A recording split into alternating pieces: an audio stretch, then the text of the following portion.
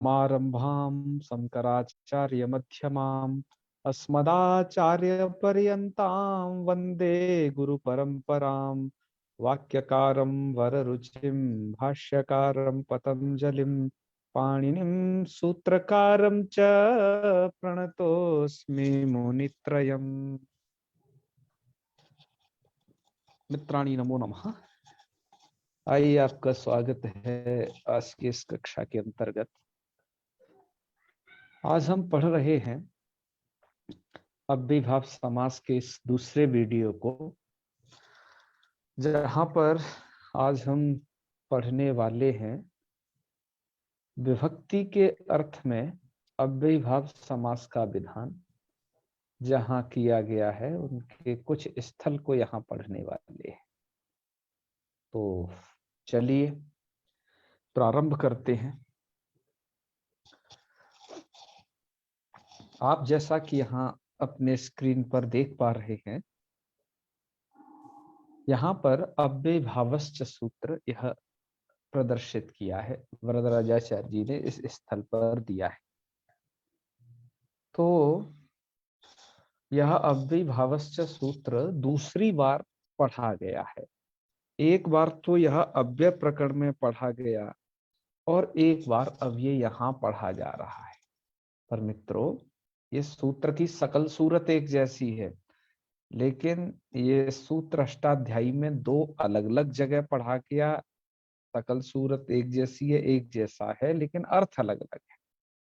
मैं इसकी चर्चा आपको पिछले वीडियो में भी कर चुका हूं और वहां मैंने आपको बताया था कि आगे भी एक सूत्र आएगा। वह सूत्र अव्यय संज्ञा करता था, यह सूत्र लिंग का विधान करता है अव्ययीभाव समास के लिए। यह सूत्र कहता है अयम नपुंसकम स्यात्।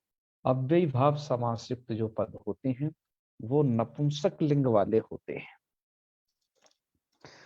ठीक है जी, तो अब आगे सुने। तो इस सूत्र का क्या प्रयोजन है, तो ये आपको अभी समझ में आएगा कि ये कहाँ लिंग का विधान कर रहा है, किस जगह के लिए है। अभी सूत्र उद्धृत कर दिए हैं, उदाहरण को बाद में रखा हुआ है। और हम ऐसा करते हैं इसके लिए कि क्योंकि उदाहरणों में सूत्र को प्रवृत्त कराना है, अतः उदाहरण हम पहले देख लेते हैं। उदाहरण के लिए विभक्तौ, आगे हमने ये दो लिखा हुआ है, ये पाठ नहीं है, बस आपके मूल में तो यही पाठ है। गाह पातीति गोपा और तस्मिन नित्यधिगोपम, ऐसा पाठ है। हमने थोड़ा इसे अलग अलग विग्रहित करके भी पढ़ दिया है, जिससे कि आप इसे और अच्छे से समझ पाए।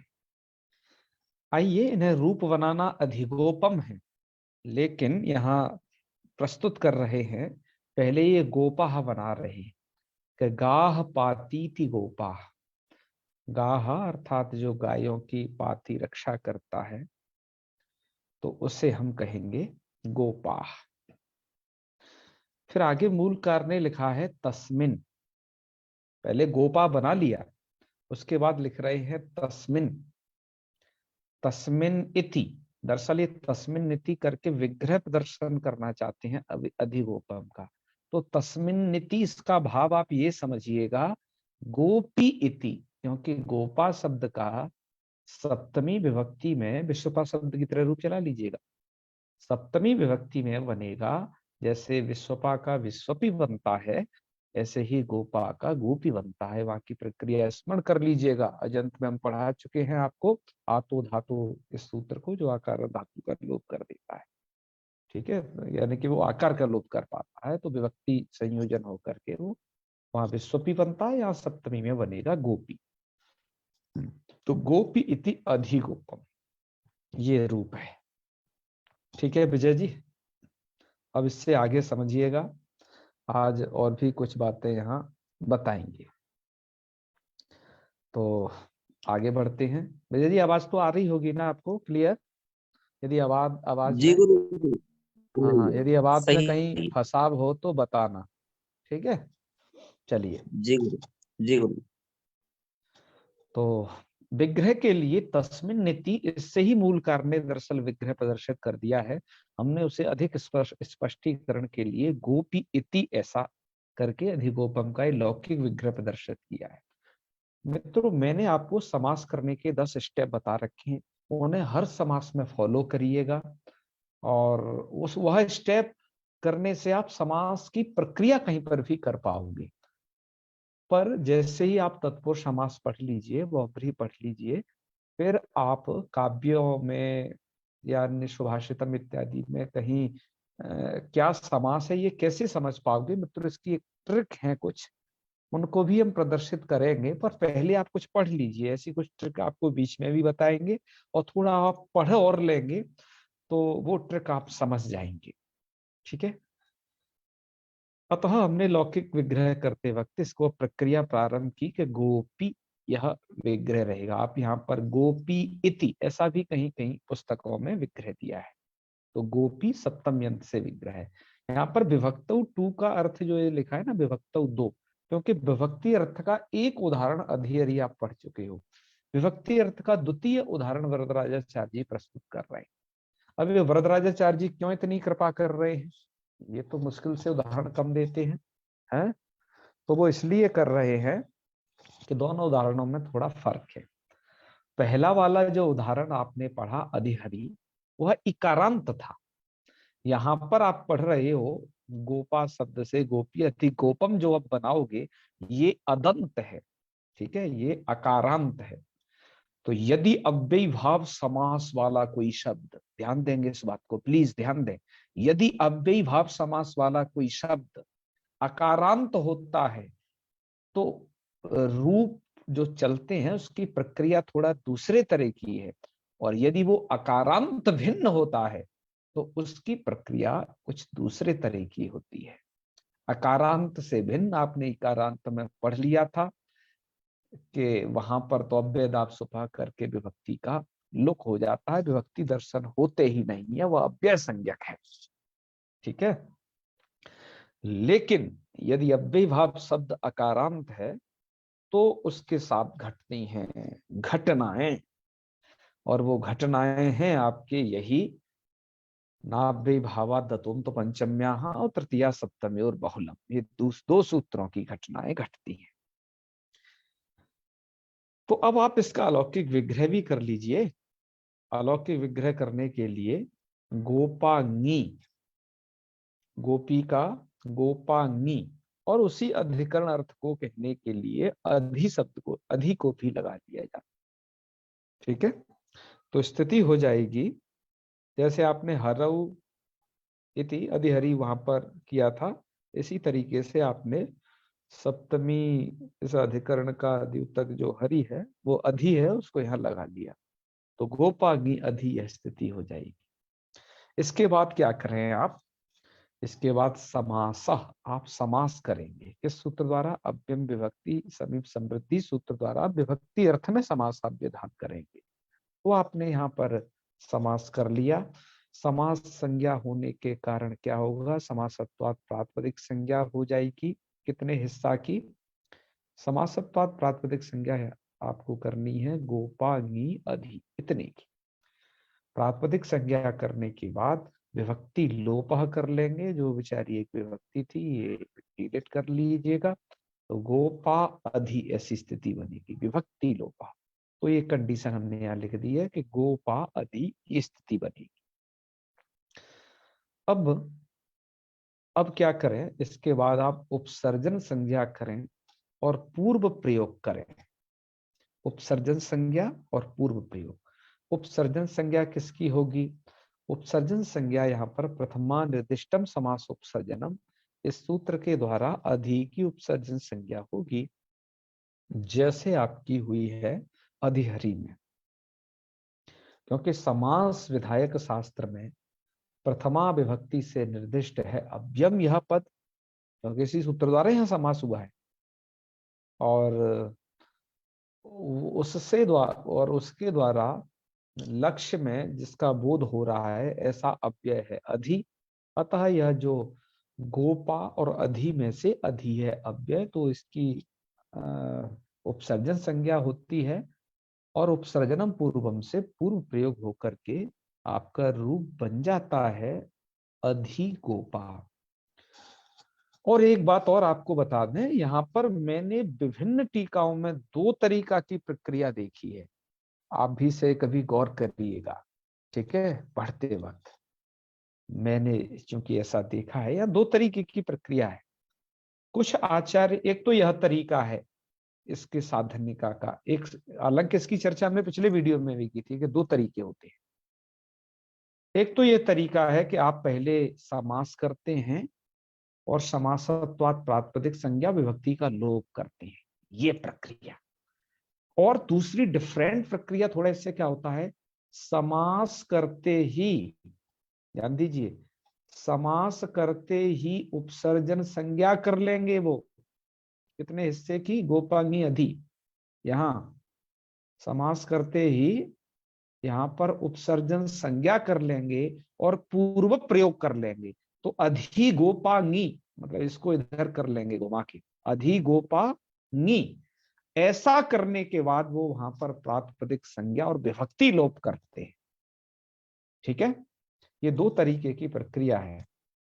आज मैंने इसको विचार भी किया कि कहीं इसके बारे में कहीं कुछ लिखा हो तो अच्छा रहेगा कि हम दोनों में से क्या प्रक्रिया को करने से न्यायतः क्या सही है। हालांकि आप दोनों तरीके से करिएगा, पर रूप में भेद नहीं यहाँ पर पड़ना है, लेकिन फिर भी मन में एक प्रश्न तो रहता है कि न्यायतः क्या करना चाहिए, ठीक है। वरदराजाचार्य जी ने मूल कार ने जो प्रक्रिया लिखी, वो प्रक्रिया मैंने आपको अभी बताई, वो उन्होंने वैसी ही लिखी है। वो समास करने के बाद उपसर्जन संज्ञा पूर्व प्रयोग करते हैं, तब प्रातिपदिकत्वात् फिर विभक्ति प्राति संज्ञा करके विभक्ति लोप वगैरह का ये सब कर, ये प्रक्रिया उनकी है। लेकिन हम एक इस प्रकार की प्रक्रिया को भी आपके सन्मुख कर रहे हैं लगातार, तो इसके पीछे का मैंने विचार किया, तो आप भी विचार करें कि ऐसा विचार करना सही है या नहीं। इस संदर्भ में मैं उसको आपको बता देता हूं विजय जी। हम ये सोचते हैं कि जब आपने समास कर लिया, तो समास करने के बाद क्या कृतवि समासस्य सूत्र बैठा रहेगा, समासत्वात् प्रातिपदिक संज्ञा झटती हो जाएगी शीघ्र उपस्थिति के कारण। और प्रातिपदिक संज्ञा होते ही, जब उसकी प्रातिपदिक संज्ञा हो जाएगी, तो प्रातिपदिक संज्ञा होते ही वहां पर शुपो धातु प्रातिपदिक को भी इंतजार नहीं करेगा, वो भी विभक्ति का लोप पहले कर देगा, तो विभक्ति का लोप हो जाएगा। ये करने के बाद अब आप कहोगे कि उपसर्जन संज्ञा पूर्व प्रयोग की क्या स्थिति है। देखिए, पूर्व प्रयोग के लिए उपसर्जन संज्ञा अपेक्षित है। जब हमने एक समास संज्ञा कर दी, तो प्रातिपदिक संज्ञा के लिए समास संज्ञा अपेक्षित है। जब आपने समास संज्ञा कर ली, तो झटती प्रातिपदिक संज्ञा हो जाएगी, शीघ्र उपस्थिति होगी उसकी, और तुरंत विभक्ति लोप हो जाएगा। और पूर्व प्रयोग के लिए अपेक्षा है उपसर्जन संज्ञा की, तो कहने का मतलब है ये समास संज्ञा करके ये रुकने वाली नहीं है कि ये जो है समास संज्ञा फिर प्रातिपदिक संज्ञा के लिए रुकी रहे, विभक्ति लोप के लिए रुकी रहे, और बल्कि वो उपसर्जन संज्ञा पूर्व प्रयोग के लिए भी नहीं रुकने वाली। जैसे ही समास संज्ञा होगी, झटती उसकी प्रातिपदिक संज्ञा विभक्ति लोप हो जाएगा। फिर आओ सेकंड स्टेप उसमें यही करिए, उपसर्जन संज्ञा पूर्व प्रयोग। ऐसा हमने भैया विचार किया है। अब ये कहाँ तक सही है क्या है, इस विषय में हमें कुछ लिखित तो मिला नहीं है। आपके भी अपने कोई गुरुजन हो, उनके समक्ष इस विषय की चर्चा कीजिएगा, इस प्रकार की प्रक्रिया की जहां हो तो आप मुझे भी बताइएगा। इस तरीके से हम यह विचार करके वरदाचार्य जी ने लिखी जो प्रक्रिया है, उसमें थोड़ा सा डिफरेंट कुछ अलग करके हम प्रक्रिया को थोड़ा सा कर रहे हैं, जिसके हमने 10 स्टेप प्रदर्शित कर दिए हैं, वो इस तरीके से दिए हैं। हम ये नहीं यहाँ पर कहना चाहते हैं कि जो वरदराजाचार्य जी ने प्रक्रिया दी है वो गलत है। हमने यहाँ पर एक न्यायतः जो सोचा है, और कुछ टीकाकारों ने वैसा लिखा भी है, तो बस उसकी चर्चा हम यहाँ करना चाहते हैं, सो कर दी, ठीक है। तो आपने पूर्व प्रयोग कर लेना है, तो अधिगोपा ऐसा बन जाएगा। ऐसी स्थिति होने के बाद क्या करिए, इस अधिगोपा की एक आदेश विकृत न्याय न पुनः प्रातिपदिक संज्ञा करके अब ये विचार करना है लिंग वचन का विचार करना है कि इससे क्या लिंग होगा, क्या वचन होगा। ऐसी स्थिति होने पर ही आपको अव्ययीभावस्य सूत्र प्रवृत्त करा देना है। अव्ययीभावस्य का अर्थ होता है यही कि अयम नपुंसकम स्यात्, अर्थात अव्ययीभाव समास जहाँ होता है वो नपुंसक लिंग वहां हो जाता है। ठीक है, हम यहाँ पर अधिगोपा को अब समझेंगे कि नपुंसक लिंग वाला है। तो नपुंसक लिंग वाले हो जाने से क्या होगा, तो मित्रों एक सूत्र है ह्रस्वो नपुंसके प्रातिपदिकस्य। इस सूत्र के द्वारा नपुंसक लिंग में विद्यमान जो प्रातिपदिक होता है उसको यह ह्रस्व कर देता है। तो नपुंसक लिंग में विद्यमान प्रातिपदिक अधिगोप है, याद रहे। पुनः प्रातिपदिक तो यहाँ पर एक देश विकृत मनन्यवत न्याय न होता है, क्योंकि एक देश विकृत मनन्यवत न्याय लगाना इसलिए पड़ता है कि पहले जब आप यहाँ पर प्रातिपदिक संज्ञा करते हैं, अधिगोपांगी की समासत्ता प्रातिपदिक संज्ञा, तो वह अधिगोपांगी ऐसा होता है। लेकिन उसके बाद नी विचारा डिलीट होता है और अधि का भी पूर्व में प्रयोग हो जाता है, जिसके कारण उसका एक देश विकृत हो गया है ना, उलट पुलट भी हो गया है थोड़ा सा। अतः एक देश विकृत न्याय ने यहाँ पर पुनः प्रातिपदिक संज्ञा की जाती है। यह यहाँ की स्थिति है। प्रातिपदिक संज्ञा होने से ह्रस्व नपुंसक प्रातिपदिक सूत्र द्वारा हम यहाँ पर ह्रस्व कर लेंगे, तो गोपा है उसको ह्रस्व कर लेंगे हम, तो बन जाएगा ये अधिगोप। क्या बना, अधिगोप ऐसा बना। अब इस अग्रिम हमारा स्टेप जो यही होता है कि समस्त पदार्थ विभक्ति उत्पत्ति, जो पद समस्त हो जाता है उससे विभक्ति की उत्पत्ति होती है। तो हम विभक्ति ले आए, सबसे पहले सु ले आएंगे, तो अधिगोप सु। और ये नपुंसक लिंग है शब्द, अब अदंत होने के कारण ये अव्ययीभाव, तो सु के स्थान पर हम कर लेंगे अम। तो ऐसी स्थिति हो जाएगी यहाँ पर अधिगोप अम। ठीक है, ऐसी स्थिति होने के बाद अब आपको सूत्र प्रवृत्त कराना है नाव्यय भावात दतोम तो पंचम्या। बस अब यहां से कहानी स्टार्ट है, ऐसे सुने। ठीक है सरोज जी, अब ये है कि अदंताद अव्यय भावात शुपो नलुक तस्य पंचमीम विना अमादेशस्य स्यात्। ठीक है, ध्यान से सुने सूत्र का अर्थ क्या है। सूत्र कहता है कि अदंत अव्ययी भावात, अर्थात अदंत अव्ययी भाव से परे सुपो न लुक। अब होता क्या है देखो, यहाँ पर विभक्ति का लुक प्राप्त होता है। ठीक है, क्योंकि ये आपका अव्यय संज्ञक है और अव्यय संज्ञक होने से यहाँ पर विभक्ति लुक प्राप्त है अव्ययदाप सुपह द्वारा। लेकिन नाभ्य भाव दतुंत पंचम्य ये उसका अपवाद है। ये यह कहता है कि यदि अदंत अव्ययी भाव है तो आपका ये अधिगोप शब्द है ना, ये अदंत अव्ययी भाव है। अतः इस अदंत अव्ययी भाव से परे सुपो न लोप, इससे परे जो ये सुप है अम, इसका लोप नहीं होगा। तो क्या हो जाएगा, बल्कि और भी सुन लीजिए, लोप नहीं होगा बल्कि तस्य पंचमी बिना, अर्थात उसके पंचमी को छोड़ देना भैया, उसके पंचमी को छोड़ करके सर्वत्र पंचमी बिना अमादेश स्यात्। अमादेश मतलब सर्वत्र अमादेश हो जाएगा। अब सर्वत्र अमादेश का मतलब क्या है, देखो सु है, इस सु को तो अम होगा ही होगा, है सु को क्या कर लेना ये अम। उसके बाद औ आएगा, उसको भी अम कर लेना। जो भी विभक्ति आती है उनके लिए बात कह रहा है ये सूत्र। जस आएगा उसको अम कर लेना, उसके बाद अमौट सस इनको अम कर लेना, टाभ्याम इसको क्या कर लेना अम अम अम। यानी कि पंचमी को छोड़ लेना भैया, नसीभ्याम व्यस, ये विभक्तियां ऐसी ही रहेंगी। बाकी अन्यत्र सभी जगह क्या कर देता है ये सूत्र अम कर देता है, यानी कि एक ही विभक्ति उन्हें बना देता है और वो विभक्ति आपकी अम के रूप में बना देता है। ठीक है, तो इस रूप में ही बना देगा। अतः इसने सु को अम बना दिया तो अधिगोप अम, और अमी पूर्व से पूर्व करके अधिगोपम बनाइएगा, तो ये अधिगोपम बन जाएगा। औ औ औ में भी ये अम कर चुका है, इसलिए अधिगोपम वहां पर भी होगा। जस में अधिगोपम बनेगा, माने कि अधिगोपम अधिगोपम अधिगोपम रूप सब जगह बनेगा। कहाँ छोड़ करके, पंचमी को बस छोड़ देना है। पंचमी पर अधिगोपम नहीं बनेगा, और पंचमी में हो क्या जाएगा कि पंचमी बिना, पंचमी को छोड़ करके है, पंचमी में अमादेश नहीं होगा तो उसकी ओरिजिनल विभक्ति रहेंगी।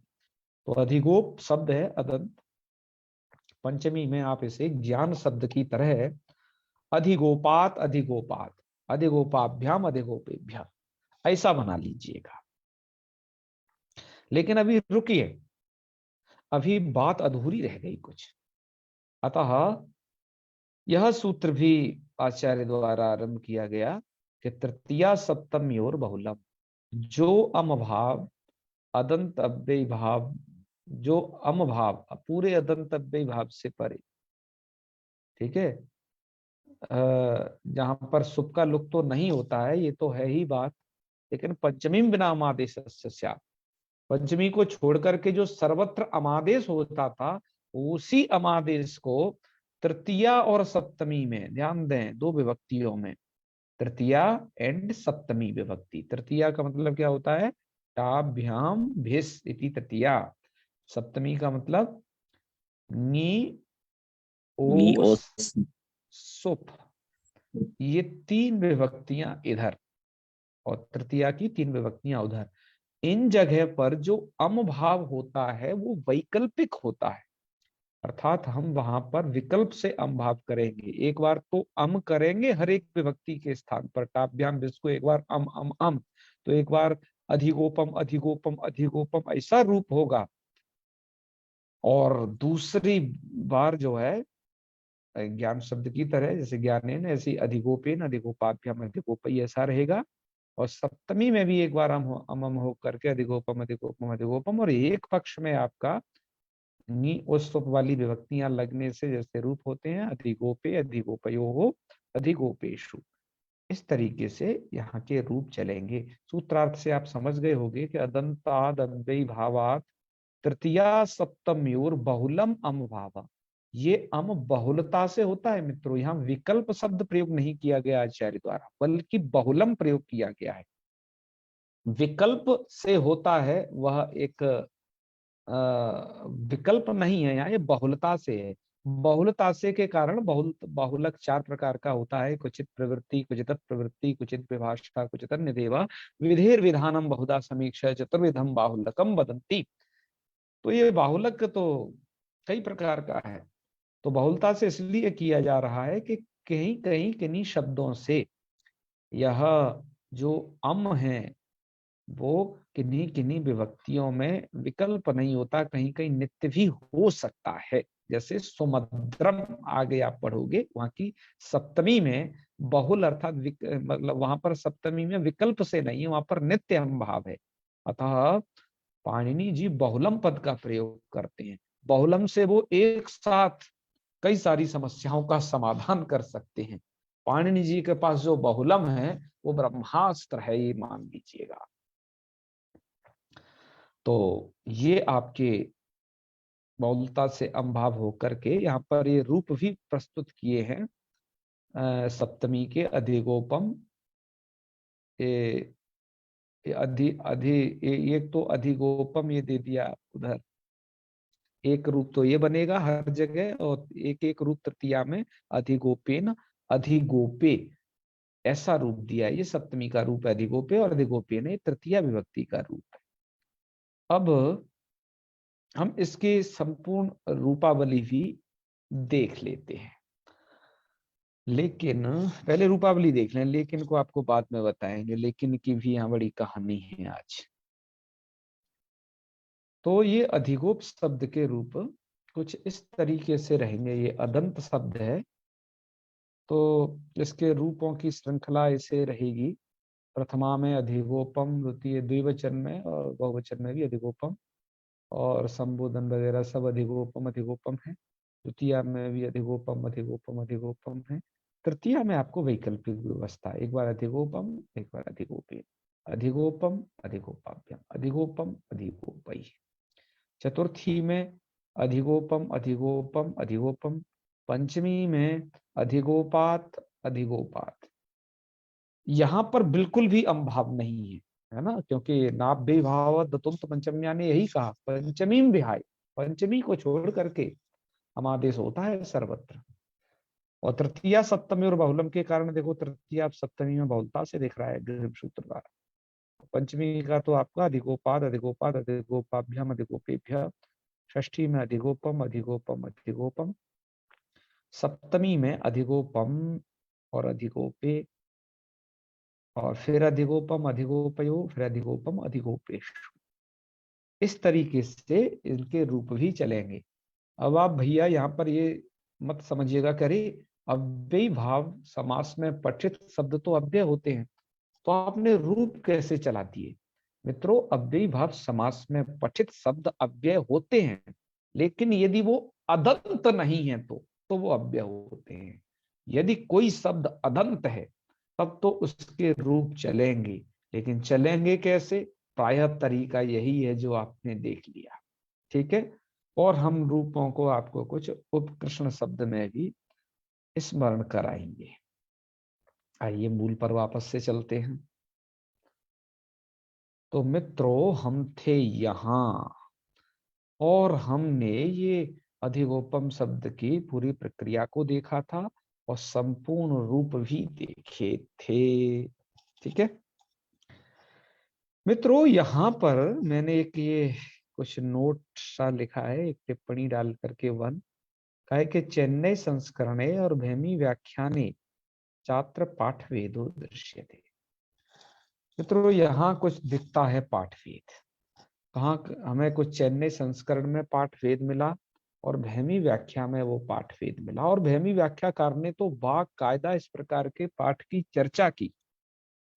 ध्यान दीजिए, अब ये जो स्थल है गीता प्रेस, यहाँ का जो स्थल, ये जो है गीता प्रेस इत्यादि, या फिर कहें आपके खेमरा श्री कृष्णदास जी का जो संस्करण है वेंकटेश्वर प्रेस वाला, वहां पर अधिगोपम, अधिगोपेन, अधिगोपेवा ऐसा पाठ है। यानी कि अधिगोपम शब्द को यहां दे करके फिर इधर भी अधिगोपम शब्द दिया है। लेकिन आपके हम जिन संस्करणों की चर्चा कर रहे हैं, ऐसे और भी संस्करण हैं, वहां पर भैमी व्याख्याकार का तो ये मानना है कि यहाँ पर अधिगोपम की बजाय उपकृष्णम वाला पाठ रखो तो वो ज्यादा सही है, और उन्होंने वैसा पाठ रखा भी है। ठीक है, आप थोड़ा ध्यान दें इस पाठ को। ये पाठ आपका गीता प्रेस पर आधारित है। देखिए ना, विवाद पंचम्या है, फिर इसमें अधिगोपम है, फिर तृतीया सप्तमी और बहुलम है, और इस सूत्रकार लेके फिर अधिगोपम, अधिगोपेन, अधिगोपेवा। और एक बात आपको थोड़ा सा ध्यान दिला दूं, मैं पिछले वीडियो में चेन्नई संस्करण में भी थोड़ा सा पाठ भेद एक जगह है, वो मुझे प्रस्तुत करना था, लेकिन हम उसे नहीं कर पाए। लेकिन आप उसे, हम आपको यहाँ सूचना दे रहे हैं, वहां पर भी पाठ भेद है। पिछले पाठ में जहां पर हमने जो प्रक्रिया पढ़ी थी अधिहरि की सिद्धि की, वो उन्होंने थोड़ा सा वहां पर थोड़ा बढ़ा करके लिखी है और कुछ चीज घटा दी है उसमें से। वो पाठ भेद और आपको वहां जा देना चाहिए। हम आपको लगातार पाठ भेद की तरफ भी इंगित कर रहे हैं, क्योंकि लघु सिद्धांत कौमुदी के पाठ भेद की चर्चा प्रायः कम की जाती है। लेकिन हम आपको बता चुके हैं कि हम आपको कई संस्करणों से लघु सिद्धांत कौमुदी पढ़ा रहे हैं, जिसमें से मैं लगभग 40 संस्करण की चर्चा तो आपसे कर ही चुका हूं, मेरे पास अवेलेबल है, मैंने बहुत सारे आपको भेजे भी है। तो मैं आपको जिस पाठ की तरफ इंगित करना चाहता हूं, तो पहले तो मैं आपको जो प्रचलित पाठ है गीता प्रेस इत्यादि की पुस्तकों में, एक मिनट आपको वो दिखा देता हूं पहले, कि वो पाठ क्या है, जिससे आप ये भैमी व्याख्याकार की बात को थोड़ा समझ भी पाएंगे। देखो, अब भी भावश्च सूत्र है, इसके बाद नाभि भावद तुम तो पंचम्या, और इसके नीचे का ही आप ये सब देख लीजिएगा कि यहाँ पर आपके ये गा पाती इति गोपास तस्मिन अधिगोपम, थोड़ा इस तरीके से इधर अधिगोपम दे दिया है। फिर तृतीया सप्तमी और बहुलम में ये अधिगोपम, अधिगोपेन, अधिगोपे वा ऐसा दे करके तब इन्होंने कृष्ण से समीपम उपकृष्णम को तब इधर दिया है। यही पाठ आपका है। ठीक है, आइए अब हम जिसकी चर्चा करना चाहते हैं उस पाठ को भी देख लीजिए। और पहले हम आपको इसलिए दिखाएंगे भैमी व्याख्याकार ने इधर क्या कहा है इसको लेकर के। तो भैमी व्याख्याकार मित्रों यहाँ लिखते हैं, देखिए पहले उनके संस्करण में कैसा कैसा पाठ दे रहे हैं वो थोड़ा आप देख लें, क्योंकि और संस्करणों में अब आपको इस पाठ को दिखाएंगे। यहाँ तक का तो बात ठीक है। नाभ्य भावा तुम तो पंचम यहाँ का इधर जो दिया वो एकदम ठीक है। यहाँ पर गा पाती थी गोपा तस्में नदी गोपा, ठीक है। जो भेद है वो अगले सूत्र में है। वो भेद क्या है आप ये जानिएगा। तृतीया सप्तम योर बहुलम। यहाँ पर मित्रों ये देते हैं सूत्र का अर्थ, ये तो बिल्कुल बराबर है, हमने भी दिया है। लेकिन यहाँ पर ही ये कृष्ण से समीपम उपकृष्णम लिख करके उपकृष्णेन उपकृष्णे ऐसा दे देते हैं और एक नंबर की टिप्पणी भी देते हैं। ये यहाँ पर इन्होंने लिखा है इस बात को, इनकी वजह से हमारा और ध्यान गया ये पाठ भेद पर। यानी लघु सिद्धांत कौमुदी के कुछ संस्करणों पर इस सूत्र पर अधिकोपम अधिकोपेन अधिकोपे वा इस प्रकार का पाठ उपलब्ध होता है। यह पाठ अधिकोप शब्द के तृतीयांत और सप्तम्यंत रूपों को प्रकृति सूत्र के उदाहरणों के रूप में प्रस्तुत करता है। लेकिन ये अपना विचार बता रहे हैं मित्रों, यहाँ से कह रहे हैं कि हमारे विचार में अधिकोप आदि अधिकरण शक्ति प्रधान समास अद्रव्य होते हैं। तो जो अद्रव्य होते हैं तो क्रिया के साथ इनका संबंध सुचारू रूप से संभव नहीं और बिना क्रिया के कारक बनता नहीं है। अतः इनसे तृतीयादि विभक्तियों को लाना कुछ अटपटा इन्हें प्रतीत हो रहा है। ठीक है। अतः इन्होंने सोचा, इसलिए लिख रहे हैं कि हमने यही सोच करके दूसरे उपलब्ध पाठ को यहाँ देना उचित समझा है। ताकि इस पाठ में जब ये उपकृष्ण शब्द दे देते हैं तो तृतीयांत और सप्तम्यंत रूपों के उदाहरण सहित इसे प्रस्तुत कर दिया है, जो छात्रों के लिए शुक्र और भैया बुद्धि गम्य भी है, बढ़िया। और कहते हैं कि कारक के साथ इस उपकृष्ण का कैसे संबंध हो जाता है और अधिकोपम का क्यों नहीं होता। तो लिखते हैं कि उपकृष्णे स्थितोर्जुन उपकृष्णाद आगतो दूतः इत्यादि वाक्यों में कारकत्व विद्यार्थियों को स्पष्ट प्रतीत होता है। उपकृष्णे स्थितो कृष्ण अर्थात वो अर्जुना, उपकृष्णे अर्थात भगवान कृष्ण के समीप अर्जुन स्थित हैं और उपकृष्णाद आगतो दूता कृष्ण के समीप से दूत आया। तो इस तरीके से इन्होंने यहाँ पर इनका मत ये है कि इन्हें जो पाठ वो अच्छा लगा तो इन्होंने यहाँ रख दिया।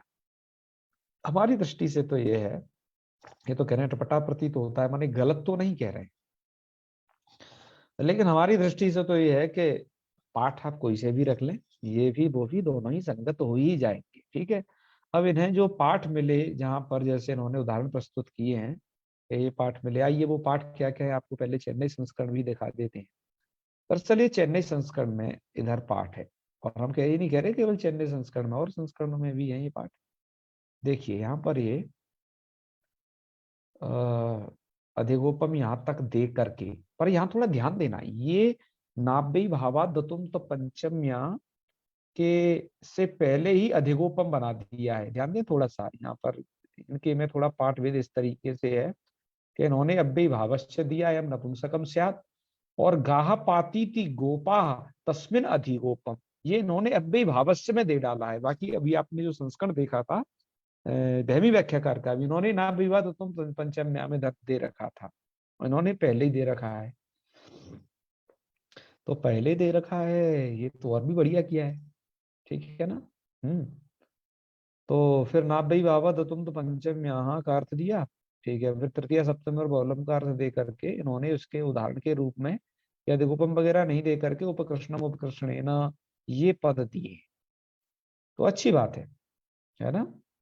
और यहाँ पर एक शब्द कम है, वो सप्तमी वाला, जो कि धमी व्याख्या करने प्रस्तुत किया है, उपकृष्णम उपकृष्णेन उपकृष्णे वा, वहां ऐसा दिया है, यहाँ पर वो सप्तमी वाला रूप नहीं है। खैर कोई बात नहीं, नहीं है तो बात ऐसे भी बन जाएगी वो वही बात। तो इस तरीके का ये कुछ पाठ भेद आपने दृष्टिगोचर किया। आपको और भी दिखाते हैं, ऐसा नहीं कि यहीं पर हो। हम जिस व्याख्या की बहुधा चर्चा करते हैं सुधा व्याख्या, सुधा व्याख्याकार ने क्या लिखा है यहाँ के मूल पाठ में, ये आप देखिए। सुधा व्याख्याकार ने भी यहाँ पर अभी अव्यय भावा या नपुंसकम स्यात् और यहीं पर गा पाती थी गोपा तस्मिन अधिगोपम इधर ही दे डाला है, जैसा कि अभी आप चैतन्य संस्करण में देख रहे। ठीक है। इन्होंने भी यहाँ पर ऐसा ही दे रखा है, ना विवाद तुम पंचम्याम ये सब देख करके और उपकृष्णम उपकृष्णे ने इस तरीके का पाठ दिया है। ठीक है, कैसा लगता है आपको? ये पाठ ठीक ठाक लगा? तो आइए एक आध जगह और भी दिखाते हैं थोड़ा अलग तरीके से। एक हमारे पास ये वी मिरासी जी का संस्करण है, मोतीलाल से छपा था, ये भी बड़ा प्राचीन संस्करण है। यहाँ पर ये अव्ययी भावस्य सूत्र में जिसका ये अर्थ है कि अयम नपुंसकम स्यात् और यही पर तस्मिन् अधिगोपम ऐसा दिया है। और नाभि भावतुम पंचम्या, यहाँ ये इसका अर्थ दे करके तृतीय सप्तम्बर बहुलम में इस तरीके का उपकृष्णम उपकृष्ण ऐसा पाठ प्रस्तुत किया है।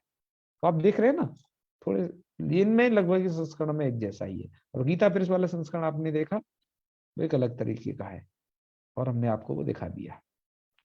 हमने आपको अपने मूल पाठ में गीता प्रेस से ही वो ले लिया है और बाकी सब ये रहेगा ऐसे ही। तो आपने ये विविध देखे संस्करणों के तौर तरीके के किस किस तरीके से ये दे रहे हैं।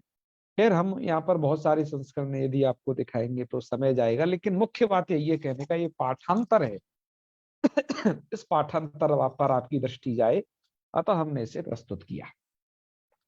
अब ये चाहे उपकृष्णम हो या आपका अधिगोपम हो, इसकी सिद्धि की प्रक्रिया ये कैसे दे रहे हैं इसको भी थोड़ा देख लीजिए। यहाँ पर ये सुधा व्याख्याकार बहुत कुछ ज्यादा अधिगोपम के पीछे नहीं ज्यादा पड़े हैं, वहां तो बस थोड़ा सा लिखा है इन्होंने अधिगोपम को लेकर के। देखिए यहाँ से आपको दर्शाते हैं। अधिगोपम लिख रहे हैं गोपी इत्यधिगोपम। गोपी ये इन्होंने लौकिक विग्रह किया और अलौकिक विग्रह करते हुए कह रहे हैं ये कि गोपाग्नि इति स्थिति, ये इसका अलौकिक विग्रह होगा। फिर यहाँ पर क्या करना, अव्यम विभक्त समीप समृद्धि, इससे समास कर लेना। समासत्वात् कृतज्ञ समासास्य से भैया प्रातिपदिक संज्ञा कर लेना, बढ़िया बात है। और फिर सुपो धातु प्रातिपदिक इस सूत्र के द्वारा नी का लुक कर लेना। देखो इस बार ये वही प्रक्रिया लिख रहे हैं जैसे हम आपको बताना चाहते थे, वरदाचार्य जी ने दिए वैसे नहीं लिखी इन्होंने। और फिर प्रथमा, फिर नी का लुक कर लेना और सुपो धातु प्रातिपदिक और नी का लुक है। नी का लुक करने के बाद प्रथमानित्यम समास उपसर्जनम से उपसर्जन संज्ञा और भैया उपसर्जन पूर्व से कर लेना पूर्व प्रयोग। पूर्व प्रयोग करके मतलब एक पूर्व निपात कर लेना उसका। फिर ये लिखते हैं यहाँ से आगे, एक आदेश विकृत से न्याय न प्रातिपदिकत्वात् स्वौ और अव्ययी भावश्च इत्यनेन क्लीबत्वात् ह्रस्वो नपुंसके प्रातिपदिकस्य इति गोपा इत्यस्य ह्रस्वत्व, ह्रस्व हो जाएगा। और अव्ययी भावश्च इत्यनेन अव्ययत्वात्, अव्ययी भावश्च सूत्र से वो अव्यय संज्ञक है, अव्ययदाप सुपह से वो सु का लोप प्राप्त होगा। तम बाधित्वा नाव्ययी भावात् दत्वम तपंचम्याः, इस सूत्र से क्या हो जाएगा, तो लिखते हैं इति सो रमी सु को हम अमी पूर्व से पूर्व को करके अधिगोपम बन जाएगा। ठीक है, तो अधिगोपम आपको ऐसे ही बना लेना है। और तृतीया सप्तमी की बात है, इन्होंने वो उपकृष्णम के विषय में लिखी है, तो उपकृष्णम को समझ लेते हैं पहले। और बाकी तो यहाँ फिर आगे उपकृष्णम वगैरह की सिद्धि बहुत ज्यादा अगर नहीं की है, लेकिन थोड़ा इसको पहले हम अपने मूल पाठ को देख लेते हैं तब इधर आते हैं। तो हमने जो स्लाइड बनाया है थोड़ा वहां पर दृष्टिपात करते हैं, फिर इस पर वापस लौटें। अब दूसरे स्लाइड में चलते हैं जहां पर उपकृष्णम इधर दिया हुआ है। अब यहाँ पर हमने ये काम किया है कि ये कौन किस किस अर्थ का उदाहरण है थोड़ा इंगित कर दिया है, क्योंकि आजकल का जो संस्करण बनना चाहिए हम सोचते हैं कुछ ऐसा बच जाए तो छात्रों को थोड़ा बड़ी सुविधा होगी, मूल पढ़ने में बहुत अवगति हो जाएगी लघु सिद्धांत कौमुदी। तो इसलिए समीप अर्थ में कृष्ण से समीपम उपकृष्णम ये दिया हमने। यहाँ पर सबका ये लौकिक विग्रह तो चूंकि मूल में लिखा ही है, अलौकिक विग्रह हमने इस साइड से लिख दिया है क्योंकि इसी अवस्था में आपको समास प्रवृत्त कराना है। ठीक है, तो समीप अर्थ का उदाहरण है कृष्ण से समीपम उपकृष्णम। तो कृष्णस्य समीपम विग्रह कितना है, कृष्णस्य समीपम इतना है बस। और समास कहाँ हो रहा है, उपकृष्णम इतने में, ये समीप अर्थ वाला है। ठीक है, इसका लौकिक विग्रह लौकिक उधर है, अलौकिक इस साइड में लिखा है कृष्ण नस उप। कृष्ण नस तो कृष्णस्य को कह रहा है, और समीपम इस अर्थ को कौन कह रहा है, उप। उप के द्वारा समीप अर्थ कहा जाए, ये ध्यान दें। ठीक है जी। और इसके बाद है भैया समृद्धि अर्थ। हम अभी सबका ये रॉ मटेरियल इकट्ठा कर लेते हैं, फिर सिद्धि सबकी एक एक तरह कर लेंगे। समृद्धि अर्थ में दिया मद्राणाम समृद्धि, मद्र देशवासियों की समृद्धि। तो ये तो इसका है कौन विग्रह, ये है लौकिक विग्रह जो इधर प्रस्तुत किया है। ठीक है जी, ये है आपका लौकिक, और ये है समास युक्त शब्द अलौकिक विग्रह इस साइड में लिखा है। एक बात थोड़ा सा यहाँ ध्यान दें, ये सु पर ये अनुनासिक लग गया है धोखे से, इसे आप हटा देना, क्योंकि ये सु वो विभक्ति वाला नहीं है। ये सु जो है आपका प्रपर आप समानुम जो इधर है ना, प्रादि जो कि अव्यय अब संज्ञक है, वो वाला है ये, इसलिए क्योंकि सुमद्रम में आगे है। समृद्धि का मतलब मध्य देशवासियों की समृद्धि, जो मध्य देश में रहते हैं उनकी समृद्धि, ऐसा है।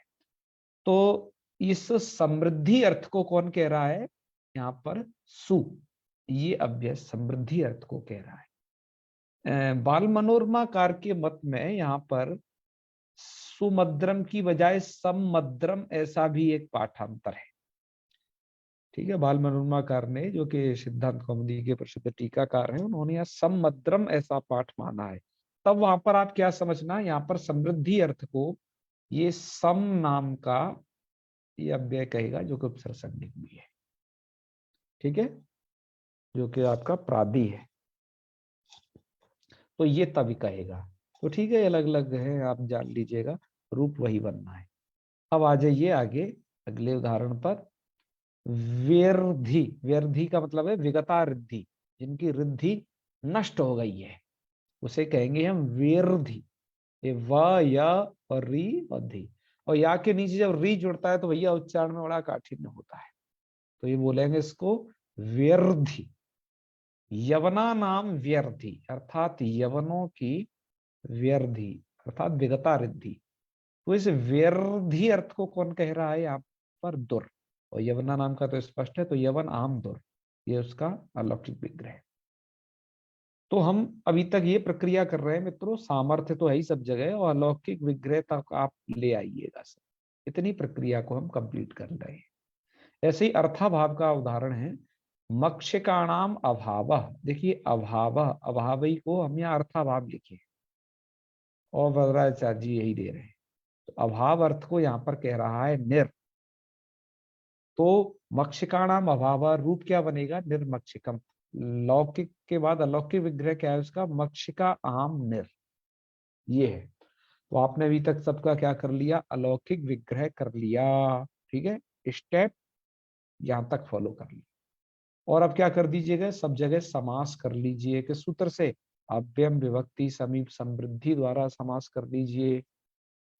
कृष्ण सोप में समीप अर्थ में करिएगा, और समृद्धि अर्थ में मद्राम सु यहाँ करिएगा, व्यर्धी अर्थ में यहाँ करिएगा, यवनाम दुर अर्थाभाव अर्थ में, मक्षिका आम निर यहाँ तक कर लीजिएगा। समास कर लीजिए, समासत्वात् प्रातिपदिक संज्ञा हो जाती है, और प्रातिपदिक संज्ञा होने के बाद इसी पूरे की विभक्तियों का हो जाता है लोप। तो ये आम डिलेट, ये आम सब जगह चला गया भैया, इधर नस चला गया, ये स्थिति होगी। विभक्ति लोप कर दिया, ये भी पूरा हो गया। अब उपसर्जन संज्ञा और पूर्व प्रयोग। अब इधर भैया इस साइड में जो ये लगे हुए हैं, इनकी उपसर्जन संज्ञा हो जाएगी, क्योंकि ये सब अव्यय है, और पूर्व में प्रयोग कर देना, मतलब इनको इस साइड में ले आना, निर को इधर, ऐसे ही दुर को यवन से पहले, सु को मद्र से पहले, और उप को कृष्ण से पहले आप ले आ लेना। और ला करके क्या बन जाएगा? बन जाएगा आपका ये बनेगा उपकृष्ण। ठीक है जी, ये बनेगा आपका उपकृष्ण। और ये आपका बनेगा सुमद्र। देखो अदंत बन रहे हैं। और ये बनेगा दुर्यवन। और आपका ये बनेगा निर्मक्षिका। ठीक है, क्या बनेगा ये? निर्मक्षिका। और निर्मक्षिका को ये चूंकि अव्ययी भाव है और ये नपुंसक लिंग वाला होता है, तो इसको ह्रस्व करके निर्मक्षिक बना लेना। जैसे आपने गोपा का गोप बनाया था, ऐसे इसको निर्मक्षिक बना लीजिएगा। इतना सब प्रक्रिया करके आप ये सब अदंत अब बन गया, तो स्वादि कार्य करिएगा जैसा भी सब कर रहे थे आप उपकृष्णम में किया है आपने जैसा। एक देश विक्तन्याय न पुनः प्राकृत संज्ञा करके विभक्ति लाइएगा सु और अम। और वो अम लिंग वचन विचार तो कर ही लिया कि नपुंसक लिंग में प्रयोग होगा। फिर समस्त पद से विभक्ति उत्पत्ति हो जाएगी, माने कि अम आएगा। और अम आने के बाद बस वही काम करना है आपको, नाभ्य भावा दतुम तो पंचम्या इसे लगा लेना है। और तृतीया सप्तमी और बहुलम में उसी अम भाव को वैकल्पिक कर लेना है। तो इन सभी के रूप कैसे चलेंगे फिर? जैसे अभी आप उपकृष्ण के चला रहे थे, जैसे अभी आप अधिगोपम के चला रहे थे, वैसे ही उन विभक्तियों में विकल्प कर लीजिएगा। इसमें इस सुमद्रम को लेकर के थोड़ा कहना है, वह भी व्याख्याकार ने लिखा है कि इसको नहीं होता है विकल्प बहुलम के कारण, क्योंकि इसका वैसा पद प्रयोग नहीं देखा गया है। ठीक है, तो उसे सप्तमी में नहीं विकल्प होता है, ये कहने का मतलब है। और बाकी ये सब ऐसे ही चल जाएंगे। और ये अब बात हो गई आपकी अर्थाभाव तक की। इसके बाद मित्रों आगे की भी आगे का भी पाठ है, यहाँ अत्यय से लेकर के आगे। अत्यय में क्योंकि आपको थोड़ा देनी हमें विशेष जानकारी, अतः अत्यय से आगे के पाठ को हम करेंगे कल। तो अभी आपने जहां तक इससे कर लिया है, एक बार हम देखते हैं इस पाठ को इन्होंने कैसे दिया है सुधा व्याख्याकार ने। एक बार उनकी व्याख्या को देख लेते हैं। अब यहाँ का पाठ चूंकि अब सरल ही था, अतः हमने एक साथ उससे कह दिया है। बाकी अब आप देख लीजिएगा। उपकृष्णम शब्द की भी सिद्धि इन्होंने लिख दी है इसी तरीके से। ये लिखते हैं कि कृष्णस्य, देखिए कृष्णस्य समीपम भी है, कहीं कहीं ये समीपे भी दे रहे हैं, चलो ऐसा भी है, कृष्णस्य समीपे। तो उपकृष्णम इत्यत्र अव्यम विभक्ति से भी यहाँ समास हुआ है, प्रातिपदिक संज्ञा करके सुपलोक। देखिए अब ये सही प्रक्रिया को लिख रहे हैं, प्रातिपदिक संज्ञा करते ही सुपलोक कर ले रहे हैं। समास समास करते ही तुरंत प्रातिपदिक संज्ञा, तुरंत सुपलोक। अच्छी बात है, ऐसा करना चाहिए। अब वरदाचार्य जी ने वैसा क्यों लिखा, ये भी विचारणीय है, हम अभी तक पहुंच नहीं पाए हैं, आपको बता दिया है। तो प्रथमादिशम समासोपसर्जनम से यदि समीपार्थक उप इत्यस्य उपसर्जन संज्ञायाम। वाह कितने बढ़िया शब्द लिखे। फिर है उपसर्जनम पूर्वम इति पूर्व निपाते, पूर्व निपात हो जाएगा आपका। और टा विभक्तौ, टा विभक्तौ ले आओ, या कोई भी बहुत सारी अन्य विभक्ति, और तृतीया सप्तमी और बहुलम से हम आदेश करके, क्योंकि यहाँ टा में रूप बनाया है ना, इसलिए टा विभक्ति ला रहे हैं। अमी पूर्व से पूर्व करके उपकृष्णम बन जाएगा। और जब अम नहीं होगा तब टांग सिंह समिनाथ से इन आदेश करके उपकृष्णे नीति सिद्धम। ठीक है। सुमद्रम की भी अभी प्रक्रिया आपने देख ही ली। मद्राणाम समृद्धि अत्र अव्यय विभक्ति इत्यादि ना समृद्ध्यर्थक सु इति अव्ययेन सह समासे प्रातिपदिकत्वे तदनंतर सुपोलुकी। और भैया ये किसी ने ऐसा स्कैन कर दिया है कि जिससे थोड़ा साफ नहीं दिख रहा है, लेकिन हम समझ जाएंगे। फिर सु की सोर उपसर्गम, वो सु की उपसर्जन संज्ञा करने पर तस्य पूर्व निपात है, उसका पूर्व निपात कर लीजिएगा। समुदाय से सु विभक्ति लाइएगा, अव्यय भावस्य से इति अव्ययत्वात् है। अव्ययत्वात् लिखा है ये, ठीक है, हमने समझ लिया। और भैया अभ्यदाप सुपैति सुपो लुकी प्राप्ते, सुप का लुक प्राप्त होगा। और ये क्या लिखा है, इसे वही समझेगा जो पहले से पढ़ा लिखा है। तो नाभ्य भावतुकम पंचम्या थोड़ा हो गया है भैया, चलो इधर से सही है फिर। इससे पंचम्या सोरमी अमी पूर्वते पूर्व पे करते सुमद्रम इति सिद्धम। और दुर्यवनम भी ऐसे ही दिया है, व्यर्थक दुरिति अव्ययन स समासो अत्र बोध्य। और साधने का पूर्वक बनेगा पहले की तरह ही, क्योंकि सब वैसे ही बन जाना है, कोई दिक्कत नहीं होगी। निर्मक्षिकम में भी है, यहाँ अभावार्थक है, अर्थाभाव अर्थ में हुआ है ना, ये अर्थाभाव का उदाहरण है। तो अभावार्थक निर इति अव्ययन सा समास हो जाएगा, और अव्यय विभक्ति इत्यादि न समास से, और निरित्य से पूर्ण पाते सोरमी कृते शेषम पूर्व। अतिहिमम की प्रक्रिया हम आगे कहेंगे, इसमें कुछ बातें हैं विशेष अतिहिमम में। तो यहाँ से आगे का जो पाठ है वो अब कल करते हैं, और प्रयास करेंगे कि कल ये विभक्ति अर्थ, ये जितना भी बताया गया है विभक्ति इत्यादि 16 अर्थों में जहाँ समास, यह पूर्ण हो जाए तो अच्छा रहेगा। तो अब चलिए समापन करते हैं फिर। आप लोग स्वाध्याय करते रहिएगा इसी तरीके से। चलें, अच्छा आप कुछ कहना चाहते हैं? हाँ कहिए सरोज जी, कहें कहें, बताइए। नमो नमः। नमो नमः। पीडीएफ एक बार भेज दीजिए, मेरा डिलीट हो गया। पुनः वदतु किं सम्यक् रूपेण न श्रूयते। नेमी व्याख्या का पीडीएफ कृपया। अच्छा ग्रुप में शेयर कर दे नेमी व्याख्या का पीडीएफ। ओके ओके, हम अभी करते हैं जस्ट, ठीक है, इस समापन के तत्काल बाद आपको हम ग्रुप में प्रेषित कर देंगे। ठीक है फिर करते हैं समापन। ओम सर्वे भवन्तु सुखिनः, सर्वे सन्तु निरामयाः, सर्वे भद्राणि पश्यन्तु, मा कश्चित् दुःखभाग् भवेत्। ओम शांति शांति शांति। सर्वेभ्यो नमो नमः। शुभरात्रि। मदीयाः प्रणामाः। प्रणाम। महादेव महादेव।